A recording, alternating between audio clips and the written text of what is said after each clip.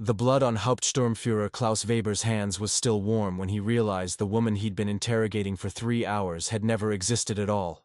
He stood in the center of the interrogation room at 84 Avenue Foch, the Gestapo headquarters in Paris, staring at the empty chair where she had been sitting just moments before. The iron shackles hung open, swaying slightly like a pendulum marking the seconds of his catastrophic failure. Outside, the October rain hammered against the tall windows, each drop an accusation he couldn't silence. Hauptsturmführer. The young officer who burst through the door was pale, his uniform soaked with rain and something that might have been fear. She's gone. The entire building. We've searched everywhere. It's impossible, but she's... I know she's gone, you fool! Weber's voice cracked like a whip across the room.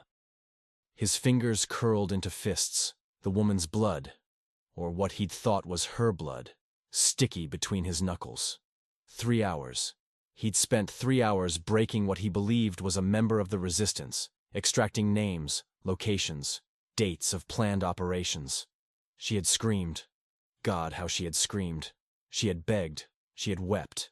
She had given him everything, and it had all been theater. Weber moved to the window, his reflection ghostly in the rain-streaked glass. At 42, he was considered one of the most effective Gestapo officers in occupied France. His record was impeccable. 37 resistance cells dismantled, over 200 arrests, countless executions. The French whispered his name in darkened rooms like a curse. Children were told that Klaus Weber could smell lies the way wolves smell blood. But tonight, someone had made him the fool. The woman had called herself Marie Leclerc. Brown hair, brown eyes, a face so ordinary it could belong to any of 10,000 Parisian women. She had been arrested 3 days ago after a tip suggested she was a courier for the resistance network operating in the 11th arrondissement. The evidence had been circumstantial but promising. A neighbor had seen her leaving her apartment at odd hours, carrying packages wrapped in brown paper.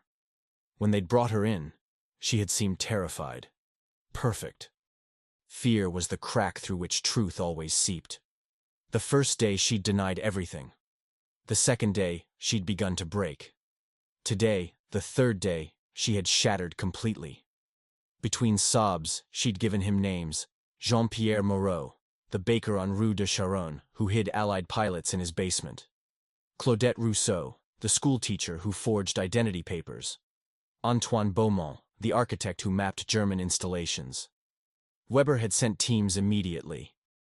12 officers dispatched across Paris to make simultaneous arrests, to catch the resistance fighters before they could be warned. It was supposed to be his greatest triumph, the blow that would cripple the entire network in eastern Paris. But 30 minutes ago, while Marie Leclerc sat shackled in her chair, bleeding from where he'd struck her for hesitating over a detail, something impossible had happened. The lights had gone out. Not just in the interrogation room, in the entire building. A complete blackout that shouldn't have been possible. The backup generators should have activated within seconds. They had not. In the darkness, Weber had heard the woman's chains rattle. He'd heard her breathing, quick and shallow. He'd heard his own heartbeat thundering in his ears. Then, a voice. Not the broken, pleading voice of Marie Leclerc, but something else entirely. Clear, cold, amused. You should have paid more attention in the theater, Hauptsturmführer. Every good performance needs proper lighting. When the lights flickered back on, less than 20 seconds of total darkness, the chair was empty. The shackles hung open. The door remained locked from the inside. The window, 4 stories above the street, was closed and bolted. Marie Leclerc had vanished like smoke, and the blood on Weber's hands, he now realized as he examined it in the dim light, wasn't quite the right color. It was too bright, too theatrical. Stage blood, perhaps. The kind actors used in cheap productions. His radio crackled to life. Hauptsturmführer Weber, this is Team 3. We've arrived at the address on Rue de Charonne. The bakery. The voice paused, and Weber felt his stomach turn to ice. Sir, there is no bakery at this address. It's a butcher shop. Has been for 20 years according to the owner. Another radio transmission, overlapping the first. Team 7 reporting. No schoolteacher named Claudette Rousseau at the specified location. The apartment is occupied by an elderly German couple. A third voice. Team 9. The architect's office doesn't exist. This is a defunct postal depot. Weber slammed his fist against the window frame, the glass trembling under the impact. Every name, every location, every piece of information she'd given him, all of it was false. Worse than false. It was carefully constructed fiction, designed to send his officers racing across Paris on a fool's errand while something else happened. Something real. But what? Clear the building, he said quietly to the young officer still standing in the doorway. Every room, every closet. I want every person accounted for. And get me Sturmbannführer Richter on the phone. Now. As the officer scrambled away, Weber turned back to the empty chair. On the seat, where Marie Leclerc had been sitting, lay a single object he hadn't noticed before. A playing card.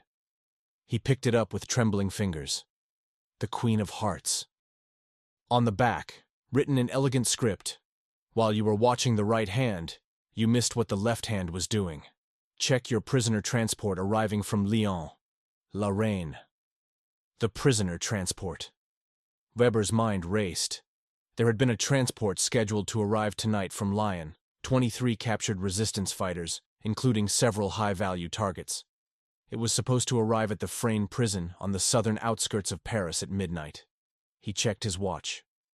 23:47. "Get me a car!" Weber shouted, running for the door. "And alert the prison! The transport!" But even as he ran through the corridors of 84 Avenue Foch, past offices filled with confused officers trying to understand why their building's security had failed so completely, Klaus Weber knew he was too late. He'd been too late from the moment he'd begun interrogating a woman who didn't exist. The rain had stopped by the time his Mercedes roared through the dark streets of Paris, his driver pushing the vehicle to dangerous speeds through the empty boulevards. The city was a maze of shadows and weak streetlights, every corner potentially hiding enemies. Weber had never felt this before. Genuine fear. Not for his life, but for his reputation. For the realization that the enemy he'd been hunting was far more sophisticated than he'd ever imagined. They reached Frayne prison at 0:23. The gates stood open. That was the first sign of disaster. The second was the bodies. 6 guards lay in the courtyard, not dead, but unconscious, their weapons missing. The prison's main lights were off, but in the beam of the Mercedes's headlights, Weber could see the prisoner transport truck parked at an angle, its rear doors hanging open like a mouth frozen mid-scream. Empty. He stumbled from the car, his boots splashing through puddles that reflected the clouded moon. The transport cage was empty.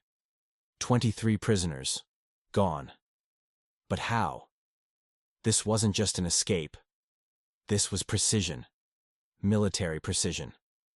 On the side of the truck, painted in fresh white paint that gleamed in the headlights, was a message. "Thank you for the distraction, Hauptsturmführer. While your men chased ghosts across Paris, we reclaimed our own. The Queen sends her regards." Weber fell to his knees in the mud, the playing card still clutched in his hand. Around him, his officers were shouting, checking the unconscious guards, trying to piece together what had happened.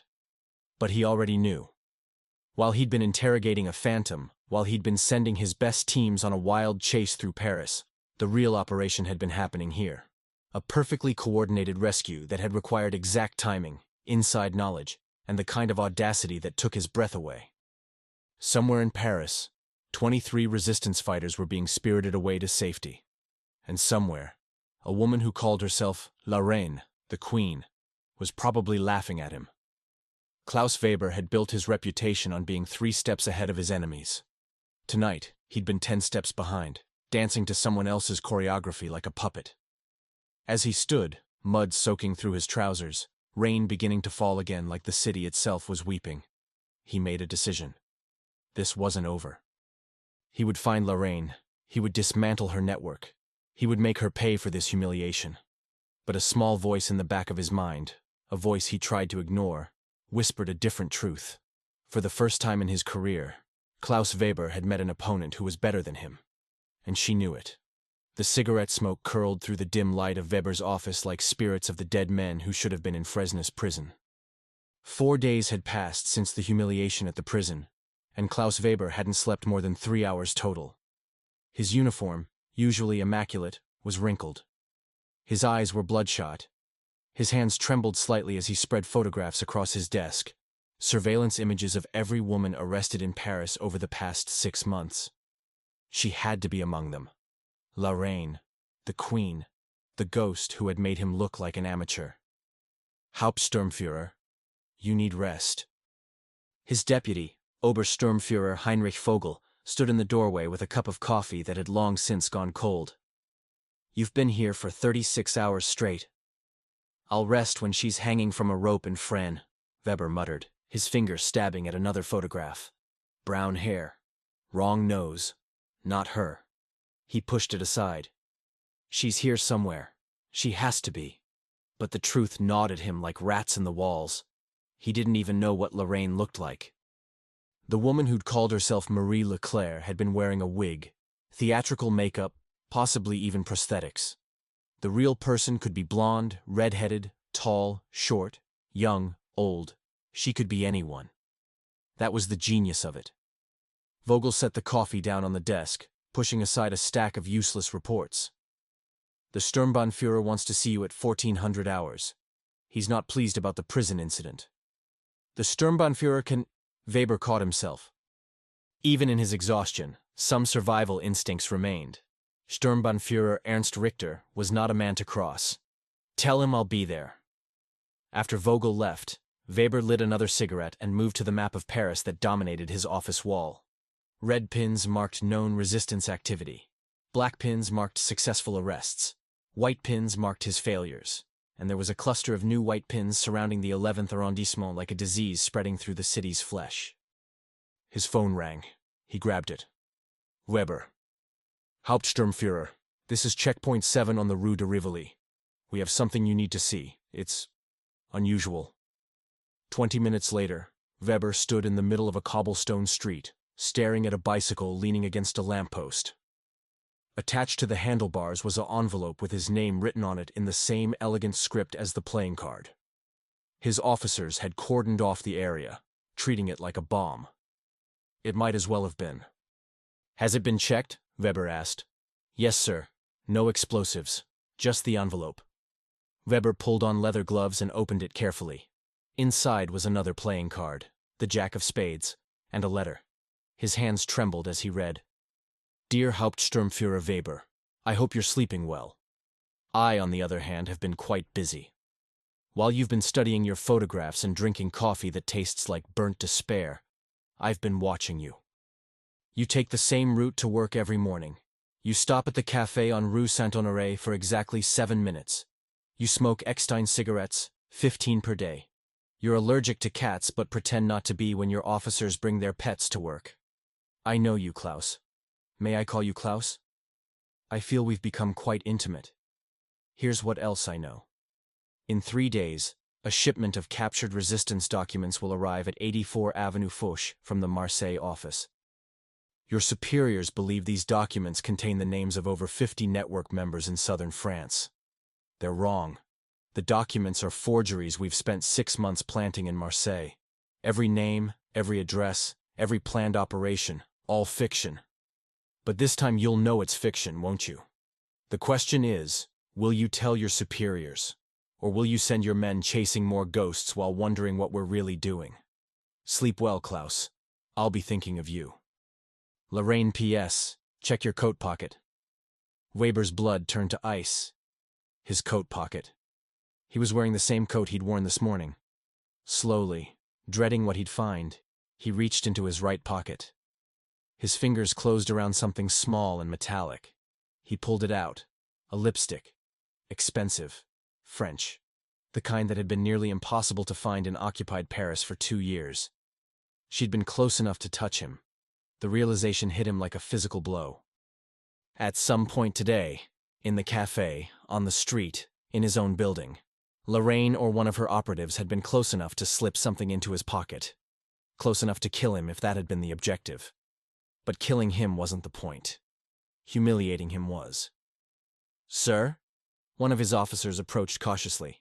Are you all right? Weber's laugh was hollow, bitter. All right? She's been in my pocket, Fisher. Literally in my pocket. And I never felt a thing. He crumpled the letter and threw it to the ground, but immediately regretted it. Evidence. This was evidence. But evidence of what? That the resistance had a strategist who was running circles around the Gestapo? That admission alone could end his career. Back at headquarters, Weber sat in Sturmbannführer Richter's office, the letter smoothed out on the mahogany desk between them. Richter was a hard man, with a face like carved granite, and eyes that had watched too many executions to find mercy anymore. "So," Richter said, his voice dangerously quiet, "the resistance is now sending you love letters." "Sir, this is clearly a psychological operation designed to— To what? Make you look incompetent? Mission accomplished, Weber. The prison break has already reached Berlin. Do you know what they're saying? They're saying Paris is out of control. That the French resistance has infiltrated our operations at the highest levels. That's not true, sir. Isn't it? Richter picked up the lipstick, turning it over in his thick fingers. She got close enough to touch you. That means she knows your routine, your movements, possibly even your associates. How do we know she hasn't compromised other officers? How do we know there isn't a collaborator inside these walls? The thought had occurred to Weber, kept him awake for those precious few hours he'd tried to sleep. The prison break had required inside knowledge, guard schedules, transport timing, security protocols.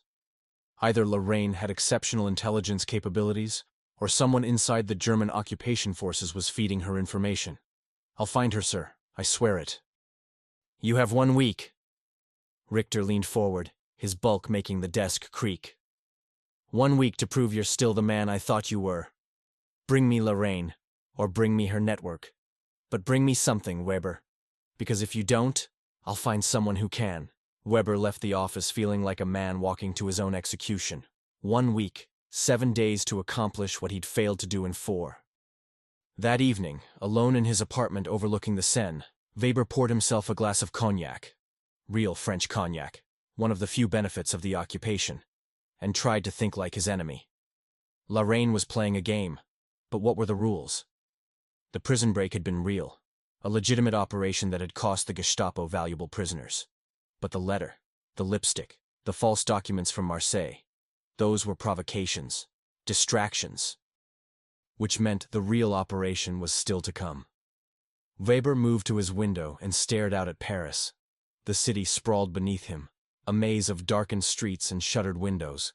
Somewhere out there, in one of those thousands of apartments, Lorraine was planning her next move. Was she looking at the same moon? Did she ever feel fear? Or was she like him, driven by something darker, the need to win at any cost?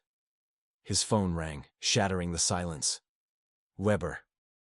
Hauptsturmführer, this is the night watch at Avenue Foch. We have a situation. A woman just walked through our front gates and demanded to speak with you. She says her name is Lorraine. Weber nearly dropped the phone. Detain her immediately. I'm on my way. The drive to headquarters took 12 minutes that felt like hours. His mind raced through possibilities. It couldn't be this easy. It was a trap, obviously.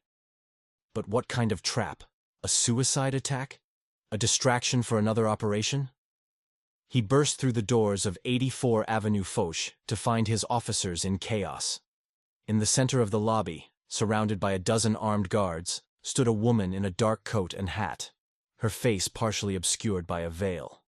Hauptsturmführer Weber, she said, her voice cultured, amused. How lovely to finally meet in person. Your men have been quite insistent that I remove my hat, but I thought you might want the honor of seeing my face first. Weber approached slowly, every instinct screaming that this was wrong. You're under arrest for crimes against the Reich. Am I? How thrilling. She didn't move, didn't show any sign of fear. Before you take me to your interrogation room, I assume it's been cleaned since our last encounter. I have a gift for you. She reached slowly into her coat pocket. 10 rifles immediately trained on her chest.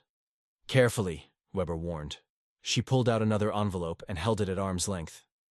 This contains the location of 3 resistance safe houses, complete with the names of everyone using them. Real information this time. Consider it a token of good faith. Weber took the envelope but didn't open it. Why? Because Klaus. May I call you Klaus? I want you to understand something.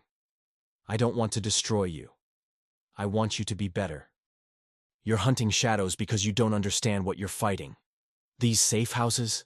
They're already compromised. Everyone has been evacuated. But the intelligence is real, and it will prove that I could have protected them but chose not to. Why? Because I want you to trust the next piece of information I give you. I'll never trust anything you say. She laughed, and the sound echoed through the marble lobby like church bells. You will.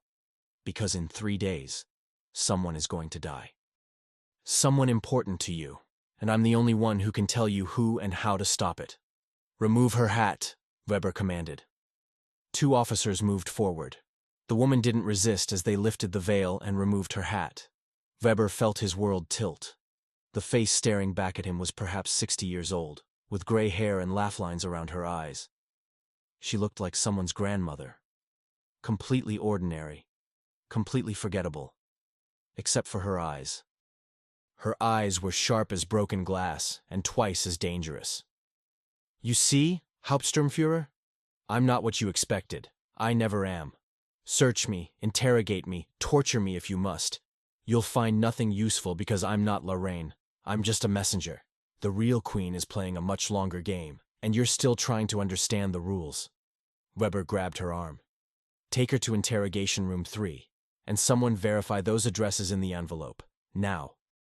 As they dragged the woman away, still smiling that infuriating smile, Weber opened the envelope. Inside were detailed maps, names, photographs. It looked legitimate. Too legitimate. Vogel appeared at his elbow. Sir, what do you want us to do? Weber stared at the documents in his hand, then at the woman disappearing down the corridor. In 3 days, someone is going to die. Someone important to you. Who? And how did Lorraine know? Double the guard on all high-value targets, Weber said quietly. And send teams to verify these addresses, but carefully. If she's right and they're already evacuated, I want to know what they left behind. As his officers scattered to their tasks, Weber stood alone in the lobby of 84 Avenue Foch and realized with cold certainty that he was no longer hunting Lorraine. She was hunting him. And somewhere in the darkness of occupied Paris, the real queen was watching every move he made, staying 10 steps ahead, waiting for him to make the fatal mistake that would end everything. The game had just become deadly. The old woman's name was Marguerite Fontaine, and after 18 hours of interrogation, she hadn't stopped smiling. Weber sat across from her in the cold interrogation room, his 4th cup of coffee growing cold beside an ashtray overflowing with cigarette butts. Dawn light was beginning to creep through the barred window, painting everything in shades of gray that matched his mood. Tell me again about the 3 safe houses, he said, his voice hoarse from hours of questioning. Marguerite tilted her head, the bruise on her cheek from Vogel's earlier enthusiasm already turning purple. I've told you 6 times, Hauptsturmführer. The addresses were real. Were you able to verify them? Weber had. All 3 locations checked out, apartments that had clearly been used as resistance safe houses within the past week. But they were empty now, abandoned so recently that there were still half-eaten meals on tables, beds still warm to the touch. Whoever had been there had vanished like smoke, worn just hours before his teams arrived. How did they know we were coming? Because I told them, of course. Marguerite's smile widened. Did you think I walked into your headquarters on a whim? Everything is choreographed, Klaus. Every step, every word. You're still dancing, and you haven't even heard the music yet. Weber slammed his palm on the metal table, the sound echoing like a gunshot. Someone is going to die in 2 days. Who? Someone you care about. Someone whose death will hurt you more than any bullet. I don't care about anyone. Marguerite laughed, a sound like wind chimes in a graveyard. Everyone cares about someone, Hauptsturmführer. Even monsters have their vulnerabilities. Lorraine knows yours. Weber leaned back, studying the old woman's face. She wasn't afraid. After 18 hours of interrogation, physical violence, threats of execution, nothing had cracked her composure. She was either genuinely insane or absolutely certain of her safety. Why did Lorraine send you? To deliver a message, and to see if you're capable of learning. Learning what? That you're not fighting terrorists or criminals. You're fighting people who have nothing left to lose except their dignity. And dignity, Hauptsturmführer, makes people capable of extraordinary things. Weber stood abruptly, the chair scraping against concrete. Lock her in a cell. Maximum security. No visitors, no communication. As you wish, Marguerite said pleasantly. But Klaus? Tick-tock. 2 days. Weber didn't go home that night. He couldn't. Instead, he returned to his office and spread out everything he knew about Lorraine across his desk, like a puzzle whose pieces didn't fit. The prison break. The false interrogation. The letter. The lipstick. The surrendered messenger. Each incident was theatrical, designed to provoke and confuse. But beneath the theater, there had to be a pattern. There had to be a purpose. Someone you care about. The phrase haunted him. Weber had been careful throughout his career not to form attachments. Attachments were weaknesses. In his line of work, everyone was either a tool or an obstacle. He'd never married, never had children, maintained only professional relationships with his colleagues. But Lorraine had said someone important to him. What if she didn't mean emotional importance? What if she meant professional importance? Weber grabbed his phone and dialed. Vogel, I need a list of every high-ranking German official in Paris. Military, Gestapo, SS, civilian administration. Everyone. And I need their security details reviewed immediately. Sir, it's 5 in the morning. Now, Vogel. As he waited, Weber's mind raced through possibilities. If Lorraine wanted to strike at him psychologically, killing a superior officer would do it. The blame would fall on Weber for failing to prevent it. His career would be over. Maybe that was the point, not to kill him but to destroy him professionally. But which official? There were dozens of potential targets. His door burst open without a knock. Sturmbannführer Richter stood there, still in his nightclothes beneath a hastily thrown-on coat, his face the color of raw meat. Weber, we have a problem. Sir? General Müller is arriving from Berlin tomorrow evening. He's conducting a surprise inspection of all Gestapo operations in Paris. Richter moved to the window, his bulk blocking the dawn light. Do you understand what this means? If he sees the chaos you've created, if he learns about the prison break, the letters, this madness with Lorraine, he'll shut down the entire Paris operation, Weber finished quietly. At minimum. At worst, we'll both be on trains to the Eastern Front by week's end. Richter turned, his eyes blazing. You have until General Müller arrives to fix this. Bring me Lorraine's head, or bring me proof that this network has been dismantled. Give me something to show the general that justifies keeping you in this position. After Richter left, Weber sat in the growing darkness and felt the trap closing around him. General Müller's arrival tomorrow evening. Someone important dying in 2 days. It couldn't be coincidence. The target was General Müller. Weber grabbed his phone again. Vogel, cancel that previous order. I need everything on General Müller's visit. Travel route, accommodation, security detail, meeting schedule. Everything. Sir, that's classified at the highest. I don't care if it's classified by Hitler himself. Get it. 2 hours later, Weber had his answer. General Hans Müller would arrive at Le Bourget Airport at 18:30 tomorrow, then travel by motorcade to the Hotel Ritz where he'd be staying for 3 days. The route was classified, but Weber had enough pull to access it. The motorcade would travel through central Paris, passing within blocks of known resistance-heavy areas. A perfect opportunity for assassination. But how would they do it? The motorcade would have armored vehicles, motorcycle escorts, closed streets. It would take an army to breach that security, unless the security itself was compromised. Weber's blood ran cold. What if that was Lorraine's real game? Not to kill Müller through external attack, but through internal betrayal. One corrupted guard, one turned driver, one briefcase bomb from someone trusted. That's all it would take. He reached for his phone to call Richter, then stopped. If he was wrong, if he raised this alarm and nothing happened, he'd look paranoid. Richter would use it as proof that Weber had lost his nerve, that the pressure had broken him. But if he was right and did nothing, a general would die and the blame would be absolute. Weber stubbed out his cigarette and made a decision. He would handle this himself. He would review every member of Müller's security detail personally, investigate their backgrounds, watch for any sign of compromise. And tomorrow, he would be there when the general arrived, ready to stop whatever Lorraine had planned. The next 30 hours were a blur of background checks, interrogations, and paranoia. Weber questioned every guard assigned to Müller's detail, reviewed their service records, investigated their families. 3 men had French wives, potential security risks.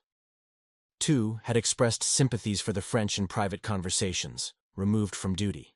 1 had been seen in a cafe frequented by suspected resistance sympathizers, arrested for further questioning. By the time 18-0 arrived, Weber had rebuilt the entire security detail from scratch with men he personally trusted. He stood at Le Bourget Airport, watching the sky from Müller's plane, feeling the weight of exhaustion and determination in equal measure. Vogel approached, looking concerned. "Sir, you've been awake for nearly 48 hours. Are you sure you're—" "I'm fine. The prisoner, Marguerite Fontaine, has been asking to speak with you. She can rot in her cell." "Sir, she says it's urgent. She says she has information about tonight." Weber turned sharply. "What did she say exactly?" "Just that you're looking in the wrong place. That Lorraine's real target isn't what you think." A chill ran down Weber's spine. Not what he thought?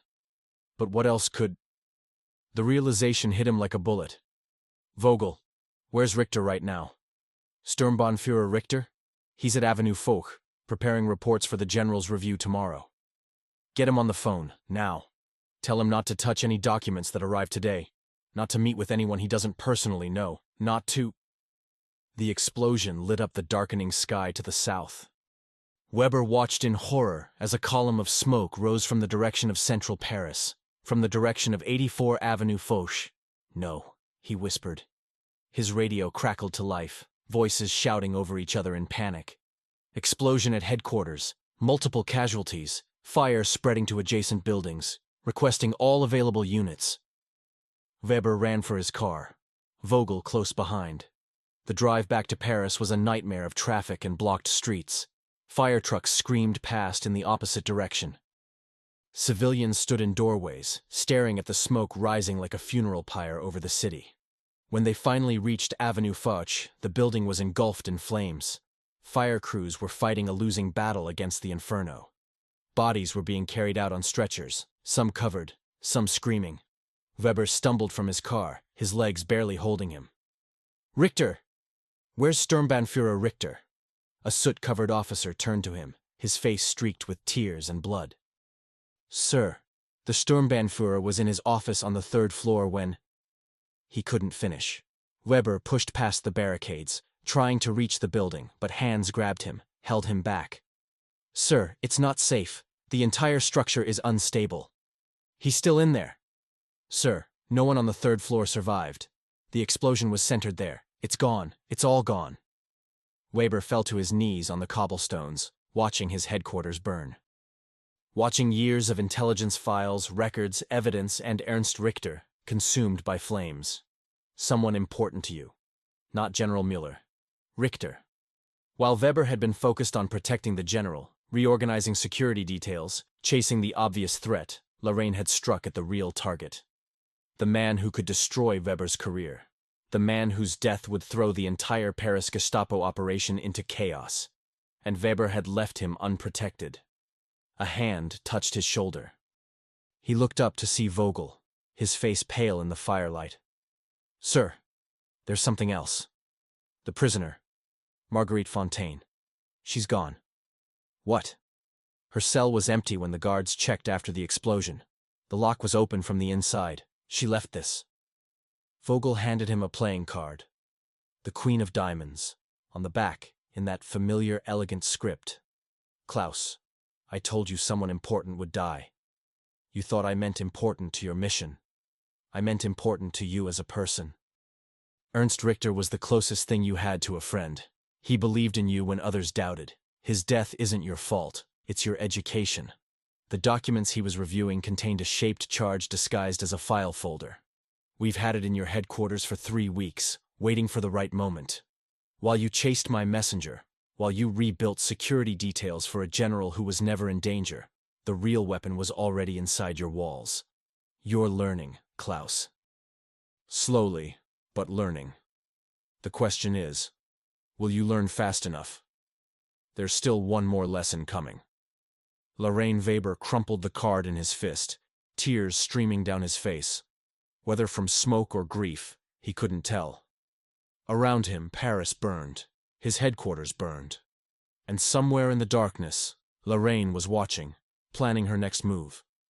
General Miller's plane landed safely an hour later. The general emerged to find chaos, destruction, and Weber standing in the ruins of his command, covered in soot and defeat. "Hauptsturmführer Weber," Müller said coldly, surveying the burning building. "I believe we need to have a conversation about your fitness for duty." But Weber barely heard him.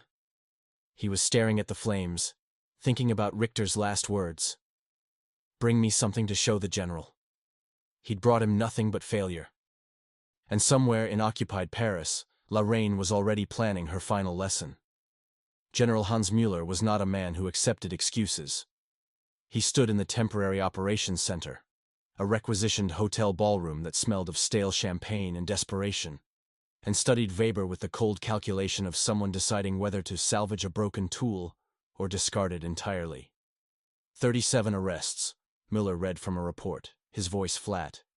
17 executions. 5 dismantled resistance cells, an impressive record, Hauptsturmführer, past tense. Weber stood at attention, though his body screamed for rest. He'd been awake for 63 hours straight. The smell of smoke still clung to his uniform.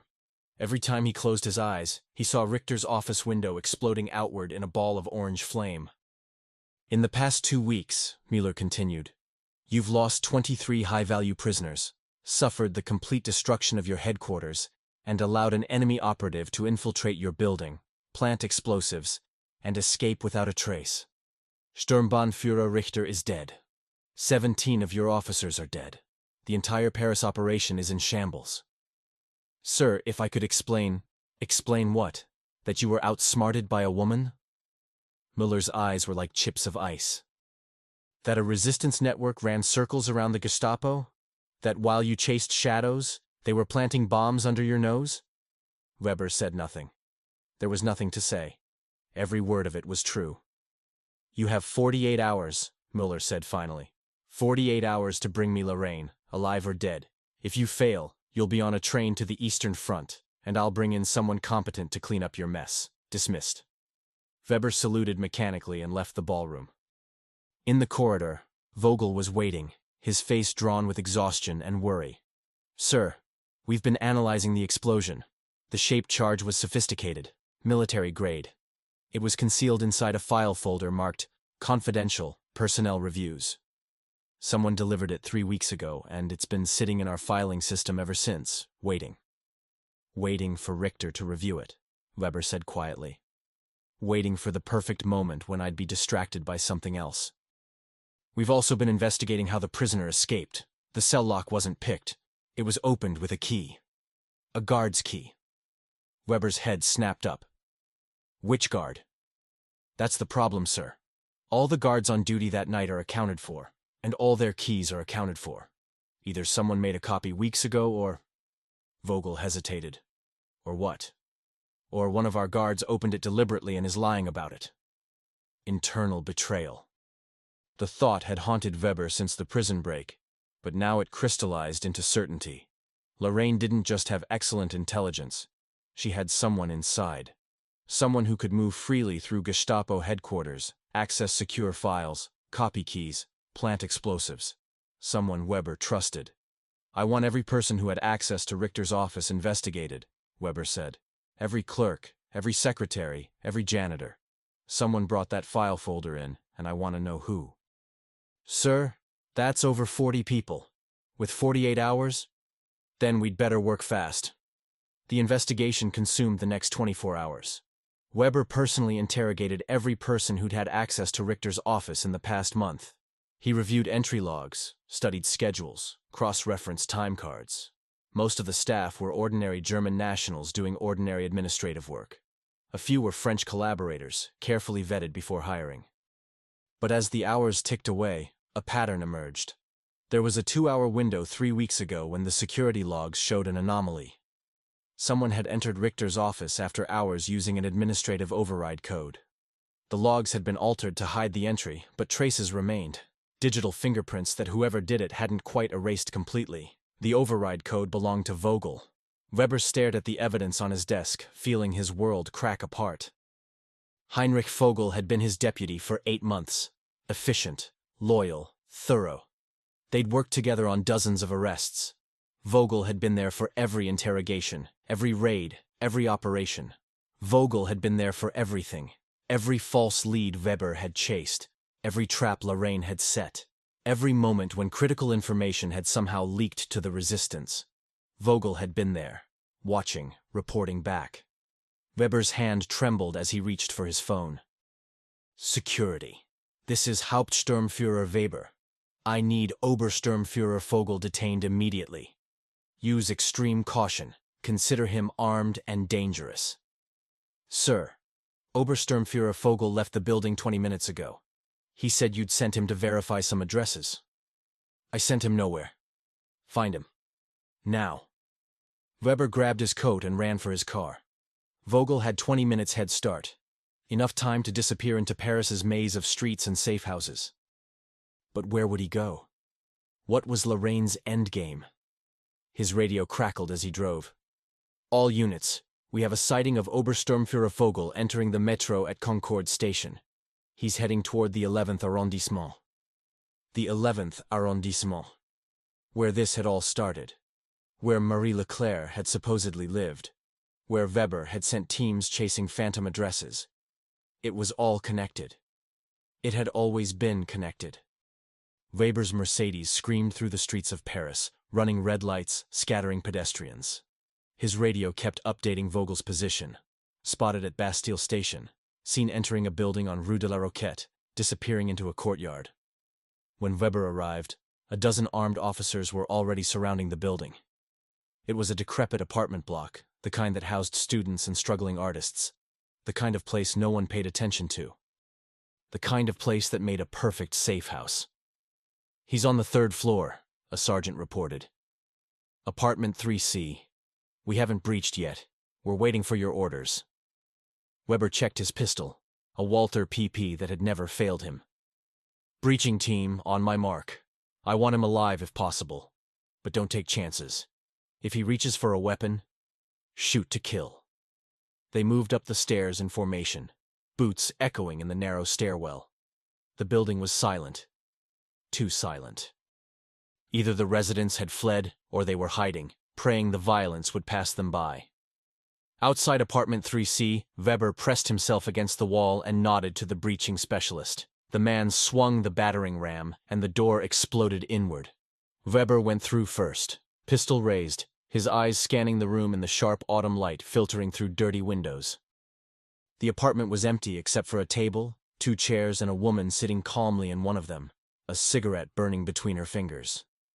She was perhaps 40, with dark hair pulled back in a simple bun. She wore a plain dress, no makeup, no jewelry.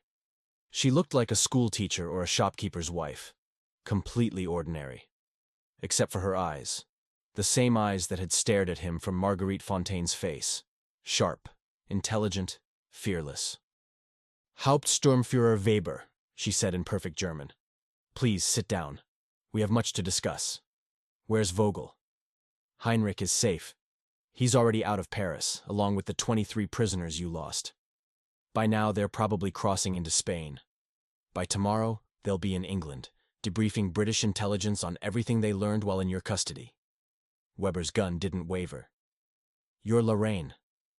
I am Elise Moreau. Some call me Lorraine. I prefer Elise. She gestured to the empty chair. Please, I'm unarmed. Your men have the building surrounded. I'm not going anywhere. Then why are you here? For your final lesson. She took a drag from her cigarette, smoke curling around her face like a veil. Do you know what you've been fighting, Klaus? Do you truly understand?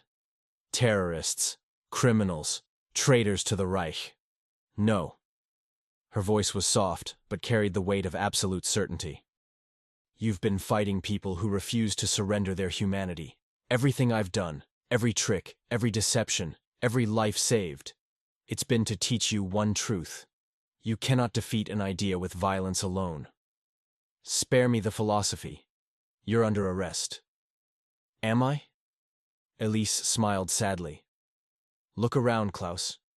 This room, this building, it's empty. Everyone who lived here is gone. Evacuated hours ago because I told them you'd be coming.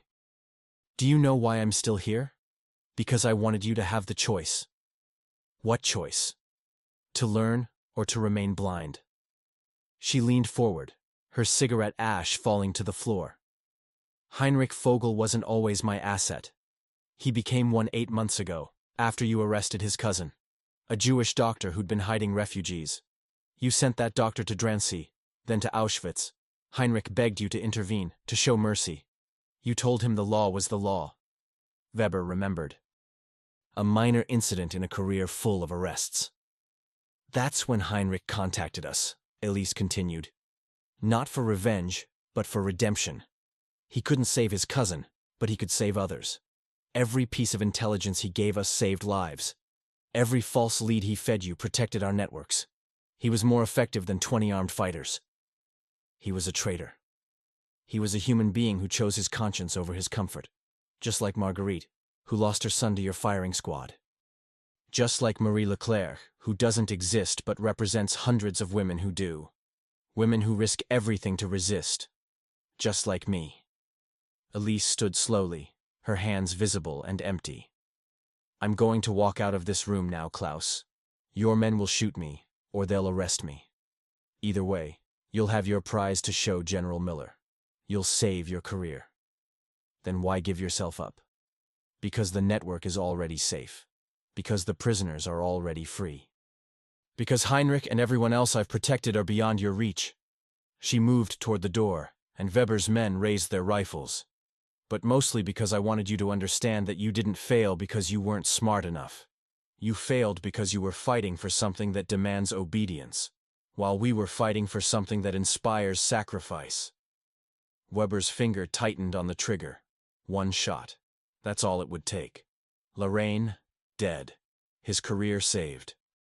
General Miller satisfied.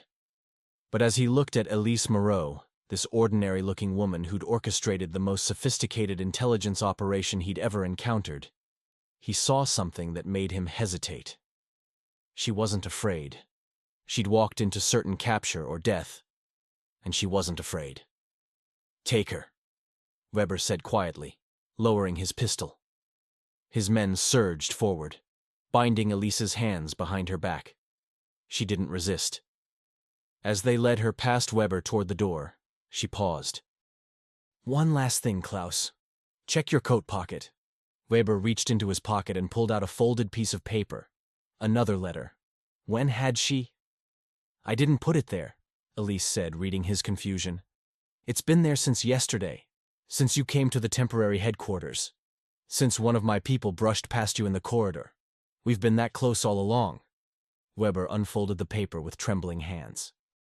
It was a list of names, German officers, French collaborators, Gestapo informants. Dozens of names. What is this? A gift, Elise said. Everyone on that list has been feeding us information for months. Some knowingly, some unwittingly. Some for money, some for conscience, some because we have leverage over them. I'm giving them to you. Why? Because the war is already lost, Klaus. Germany will lose. Not tomorrow, not next month, but inevitably. When it's over, you'll have a choice, to go down with the ship or to have something to bargain with. Consider it my investment in your future. She was led away before Weber could respond. He stood in the empty apartment, staring at the list in his hands, feeling the weight of everything that had happened crushing down on him. General Muller was satisfied. Lorraine in custody, a list of compromised officers to investigate, and Weber's reputation salvaged, barely. The general returned to Berlin within the week, leaving Weber to rebuild the Paris operation from ashes and betrayal. But something had changed in Klaus Weber. He still did his job. He still made arrests, conducted interrogations, sent people to their deaths. But now, when he looked in the mirror, he saw someone different. Someone who'd been beaten not by force, but by an idea. Someone who'd learned that the enemy he'd been fighting had something he'd never possessed. A cause worth dying for. Elise Moreau was executed 3 weeks later at Frayne prison. She went to the firing squad without blindfold or tears. Her last words a quiet recitation of the Marseillaise. Weber wasn't there. He couldn't be. The list she'd given him sat in his safe, untouched. He told himself he was waiting for the right moment to act on it. But the truth was simpler and more terrifying. He didn't know anymore what the right moment looked like. The war continued. Paris remained occupied. The resistance continued to fight, though never again with the surgical precision of Lorraine's network. And Klaus Weber continued his work, hunting shadows in a city full of ghosts. But on certain nights, when sleep wouldn't come, and the weight of his choices pressed down like stones on his chest, he would take out the playing cards Elise had left him, the Queen of Hearts, the Jack of Spades, the Queen of Diamonds, and study them like sacred texts. She had given him his final lesson, and he would spend the rest of his life trying to understand what it meant. In the end, the Gestapo officers had been shocked when the French resistance outsmarted their entire network. But Klaus Weber had learned something far more disturbing. They hadn't been outsmarted by superior tactics or intelligence. They'd been outsmarted by people who had something worth fighting for. And he had nothing. Epilogue. Paris, August 1944. The Americans were coming. Everyone knew it. The sound of artillery rumbled in the distance like approaching thunder. In the streets, the resistance was rising, barricades going up, ancient rifles being pulled from hiding places. Klaus Weber stood in his office, a smaller office now, in a building that smelled of mildew and defeat, and burned his files. Years of intelligence, names, addresses, operations. All of it turning to ash in a metal wastebasket. The list Elise had given him lay on his desk, untouched, pristine. He picked it up, read the names one last time, then carefully folded it and placed it in his jacket pocket. When the Americans arrived, he would have something to bargain with. Somewhere in Paris, in the crowd celebrating liberation, a woman who looked like she might be a schoolteacher or a shopkeeper's wife watched smoke rising from the German administrative buildings and smiled. She carried no weapons, wore no uniform, had no name that history would remember, but she had won. The end. In war, the greatest victories are not won with bullets, but with the courage to believe in something worth dying for.